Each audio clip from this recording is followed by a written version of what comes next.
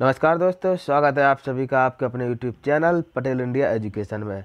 तो जैसा कि आप सभी को पता है कि आज सरकार ने 1 फरवरी को अपना अंतरिम बजट पेश कर दिया है और इसमें इस बजट में जो मुख्य बातें हैं वो हम आपको वन लाइनर के रूप में बता देंगे और आपको ये एग्ज़ाम में किसी भी एग्ज़ाम में आने की संभावना है और किसी भी एग्ज़ाम में ये आ सकते हैं।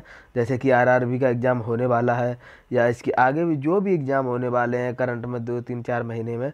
और ये इम्पॉर्टेंट टॉपिक होता है बजट से, जो कि एग्ज़ाम में 1-2 क्वेश्चन इसमें आते रहते हैं।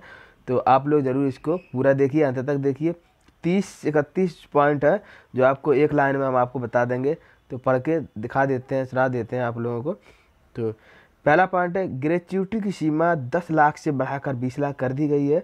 ग्रेच्युटी की सीमा जो है 10 लाख से 20 लाख कर दी गई है। और दूसरा पॉइंट है, 22वां एम्स हरियाणा में खोला जाएगा।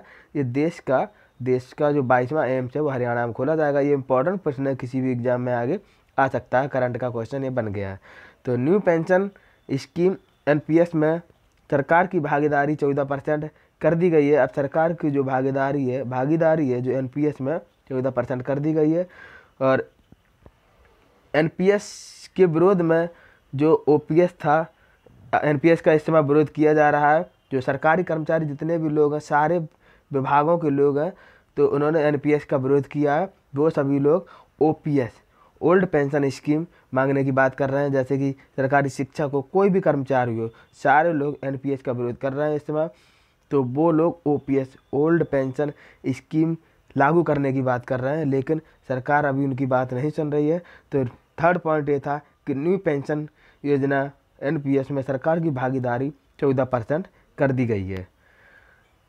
ये उन लोगों को खुश करने के लिए किया गया है। अब आगे देखते हैं क्या होता है। उनका धरना तो प्रदर्शन चलता ही रहता है। तो नेक्स्ट पॉइंट है, मजदूरों की अचानक मौत पर 6 लाख तक का मुआवजा दिया जाएगा। और 5वां पॉइंट है, असंगठित क्षेत्र में 21,000 तक की सैलरी पर बोनस का प्रावधान दिया गया है। घरेलू कामगारों के लिए भी पेंशन योजना लागू कर दी गई है। घरेलू कामगारों के लिए पेंशन योजना लागू कर दी गई है। नेक्स्ट है, श्रमयोगी मानधन योजना 15,000 कमाने वाले शामिल। इससे 10 करोड़ मजदूरों को फायदा होगा। श्रमयोगी मानधन योजना इस बजट में बनाई गई है। इसमें 15,000 कमाने वाले लोग शामिल होंगे, 15,000 रुपये कमाने वाले लोग शामिल होंगे। इससे 10 करोड़ मजदूरों को फायदा पहुंचेगा। इसके बाद है, असंगठित क्षेत्र में 21,000 हर महीने कमाने वालों को बोनस का हकदार माना जाएगा।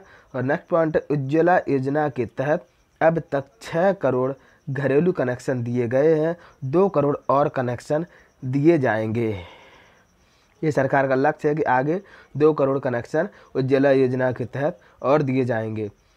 तो 70% मुद्रा लोन महिलाओं को मिलेगा। स्टार्टअप ने भारत दुनिया का दूसरा सबसे बड़ा हब बन गया है। स्टार्टअप से भारत दुनिया का दूसरा सबसे बड़ा हब बन गया है। और कौशल विकास योजना में अब तक 1 करोड़ युवाओं को लाभ मिल चुका है। वेतन आयोग की सिफारिशें जल्दी लागू की जाएंगी। पहली बार रक्षा बजट 3 करोड़ से ज़्यादा कर दिया गया है। ये सब पहली बार हुआ है। पीयूष गोयल जी ने इसे बजट पारित किया है।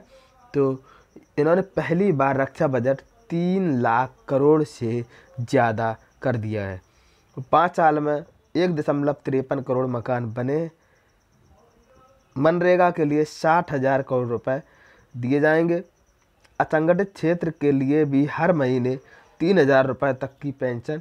इससे 10 करोड़ लोगों को फायदा पहुंचेगा। असंगठित क्षेत्र के लिए भी हर महीने 3,000 रुपये तक की पेंशन दी जाएगी और इससे 10 करोड़ लोगों को फायदा पहुंचा जाएगा। गर्भवती महिला कार्मिक को अब 26 महीने की मैटरनिटी लीव दी जाएगी। ये अच्छा पॉइंट है और ये आप लोग याद रखिए, एग्जाम में आ सकता है। ये सरकार की एक अच्छी पहल है। जीएसटी से ग्राहकों को 80,000 करोड़ रुपए का फ़ायदा होगा। जीएसटी से ग्राहकों को 80,000 करोड़ रुपए का फ़ायदा होगा। गरीबों के काम आने वाली चीज़ों पर जीएसटी 5% कर दी गई है। आयुष्मान भारत से 50 करोड़ को फ़ायदा होगा। आयुष्मान भारत से 50 करोड़ रुपए का फ़ायदा होगा। इसके बाद आयुष्मान भारत से 50 करोड़ को फ़ायदा होगा। 5 साल में भारतीय अर्थव्यवस्था $5 ट्रिलियन होगी। 5 साल में भारतीय अर्थव्यवस्था $5 ट्रिलियन होगी। रोज़ाना की चीज़ों पर जीएसटी 0 से 5% कर दी गई है। जो डेली यूज़ की चीज़ें हैं उस पर जीएसटी 0 से 5% कर दी गई है। नेक्स्ट पॉइंट है मिडिल क्लास के लिए टैक्स स्लैब में छूट की घोषणा कर दी गई है। Middle class tax payer salary person पर अब 5 लाख तक की कमाई पर कोई टैक्स नहीं लगेगा। अगर ऐसा है तो ये अच्छा पॉइंट है। ये उन लोगों के लिए जो रोज़गार है, जो नौकरी करते हैं, जिनकी सालाना आय 5 लाख से कम है, तो उनको टैक्स फ्री होगा, उनको कोई टैक्स नहीं लगेगा। और टैक्स छूट की सीमा 2.5 लाख रुपए से बढ़ाकर 5 लाख रुपए कर दी गई है एवं 1.5 लाख रुपए की कटौती मिलाकर अब 6.5 लाख तक की कमाई पर कोई टैक्स नहीं लगेगा। 6.5 लाख रुपए तक की कमाई तक कोई टैक्स नहीं लगेगा। इसके बाद नेक्स्ट स्टैंडर्ड डिडक्शन 40,000 से बढ़ाकर 50,000 कर दिया गया है। 5 लाख से ज़्यादा कमाई वालों को 13,000 तक का फ़ायदा पहुँचेगा। 5 लाख से ज़्यादा कमाई वालों को 13,000 तक का फ़ायदा पहुँचेगा। अब 3 करोड़ लोग टैक्स दायरे से बाहर हो गए हैं। इनके आंकड़े से ये 3 करोड़ लोग टैक्स दायरे से बाहर हो चुके हैं। और टैक्स छूट की सीमा 2.5 लाख से इतने बढ़ा दी गई है, 5 लाख कर दी गई है। और 1.5 लाख रुपए की कटौती मिलाकर अब 6.5 लाख पर कोई टैक्स नहीं लगेगा आप लोगों को। और 40,000 की ब्याज आय पर अब किसी प्रकार का टीडीएस नहीं लगेगा। 40,000 की ब्याज आय पर किसी प्रकार का टीडीएस नहीं लगेगा। केंद्र सरकार ने देश के 12 करोड़ किसानों के बैंक खातों में प्रतिवर्ष 6,000 जमा करने की बजट में घोषणा की है।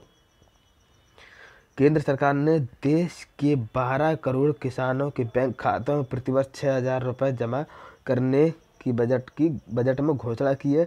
अब ये कौन से 12 करोड़ किसान होंगे और यह योजना 1 दिसंबर 2018 से लागू हो जाएगी। तो आज के बजट में सिर्फ इतना ही। तो हम उम्मीद करते हैं कि आप लोगों को बजट पसंद आया ना आया, आप लोग बताइए, कमेंट सेक्शन में ज़रूर बताइएगा कि आपको बजट कैसा लगा। आप किस सेक्टर से क्या करते हैं, जॉब करते हैं या रोज़गार, कुछ भी हो आपके पास, तो आप जैसा बता, अच्छा बुरा या कोई पॉइंट कम है, गलत है, जो भी आप बताना चाहते हैं तो आप कमेंट सेक्शन में ज़रूर बताइए। तो और जिन लोगों ने चैनल सब्सक्राइब नहीं किया है तो वो सभी लोग चैनल सब्सक्राइब कर लें। तो हम नेक्स्ट वीडियो में इसी उत्साह और उमंग के साथ फिर से मिलेंगे। तब तक के लिए थैंक यू।